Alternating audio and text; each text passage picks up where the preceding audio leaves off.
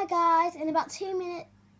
Hi guys, and today I'm going to be reading Under the Harvest Moon. In my last video in the Animal Tales I've been reading was Little Reindeer I read. But this time I'm going to be reading Under the Harvest Moon. This is my favourite book, so it's amazing, really educational, and I just love it. I do. And guys, I think this is the last book, one of my books. But after, this is so many nice fairy tales. So I'm going to be reading you this. And this is really educational. It is a fairy tale book. And it's got many books in, just like this one. But this one's got 2, and this one has got 1, 2, 3, 4, 5, 6, 7, 8, 9, 10, 11, 12, 13, 14, 15, 16. So I'm going to be reading 16 fairy tales in my next video. So I will see you guys then? No, we have only just started. I'm going to be reading the Under the Harvest Moon now, written by Stella Gurney, illustrated by Maggie Keaton. It has been a long, hot summer of Worthy Farm.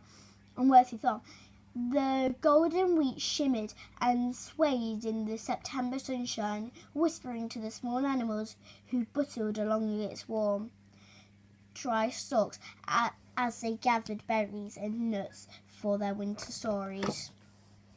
But before long, the calm of autumn afternoon was broke by a rumbling, grumbling noise that got louder and louder before fading away again. In the furthest field, it was so noisy that it woke Dormouse, who was stretched and poked his head out of his nest. The other animals were clustered nearby, talking in wondering voices. "What's happened?" yawned Dormouse. "Oh, go back to sleep," snapped Shrew. "Or you're good for restoring the day away, Dormouse." Finally, evening came, and the rumbling, grumbling noise stopped. Dormouse was wide awake now and just scrambling out of his nest, and a little field mouse dashed breathlessly into further fields. A crowd quickly gathered round him. "The big red monster cutting down all the wheat," gasped the little field mouse. "Our homes are gone." And Rabbit heard the farmer saying he's coming to furthest field next. Oh! Wait, who said that? Oh, I think that was Dormouse that said that.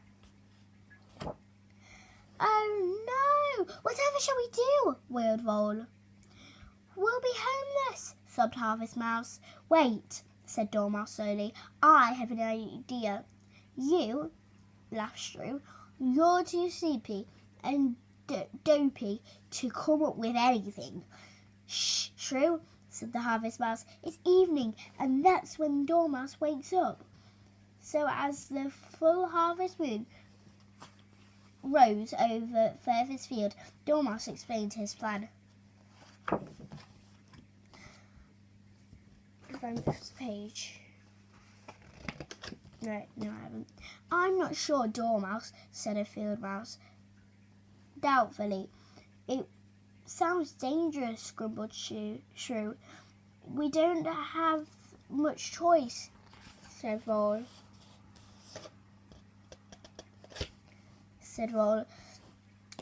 "It's a daring idea, but we can't stay here." There was no time to waste. Sadly, reluctantly, the animals of furthest field gathered up their foods and belongings and set off across the open fields and into the unknown. The little group hadn't gone far when Shrew suddenly squeaked in fright and stopped in his tracks. "A badger!" he trembled, pointing. Dormouse smiled. "Don't worry, Shrew.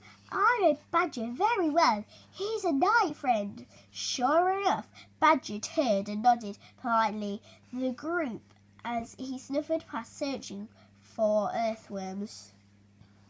A little further on, they reached a rushing stream, the travellers looked into the water in despair. It was far too dangerous to cross. Shrew made his way to the front. "Leave it to me," he cried, disappearing for a moment, returning triumphantly, accompanied by someone much bigger. "Meet my cousin, Water Shrew." Water Shrew nodded silently, pursed his lips, and made a long whistling sound. The little group looked at one another uncertainly. Suddenly, a big wet head appeared in the water. An otter!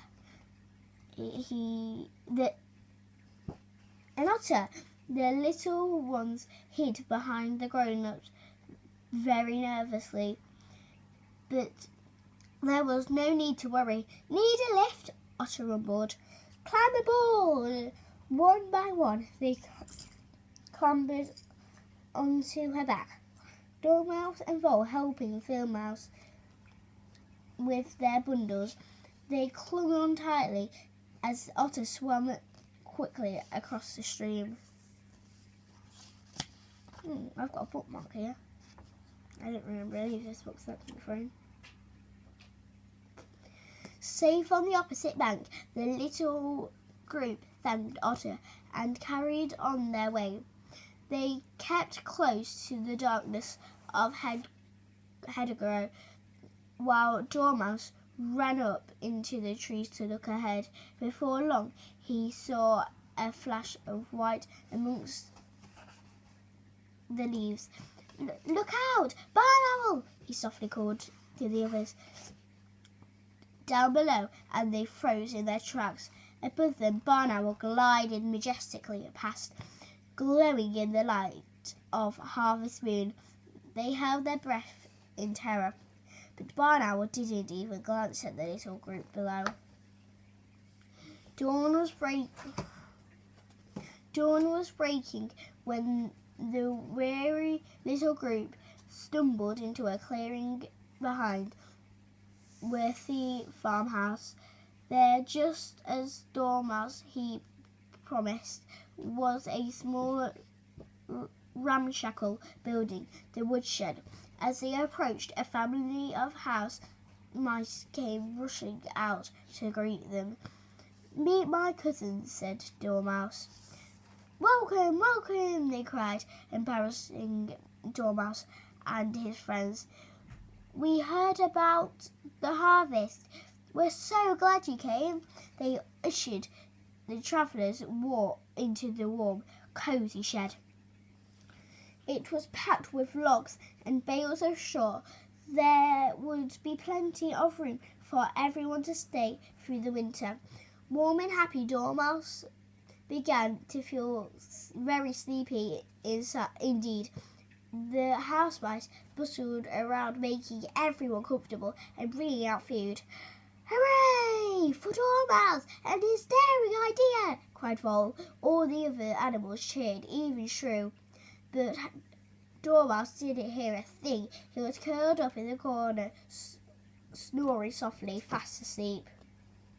So guys, that is the end of this story. I haven't realised, but there was another one called The Brave Little Owl, but I'm going to read that in my next video. So I will see you guys then. Remember to like, subscribe and share. I'll see you guys next time. Bye!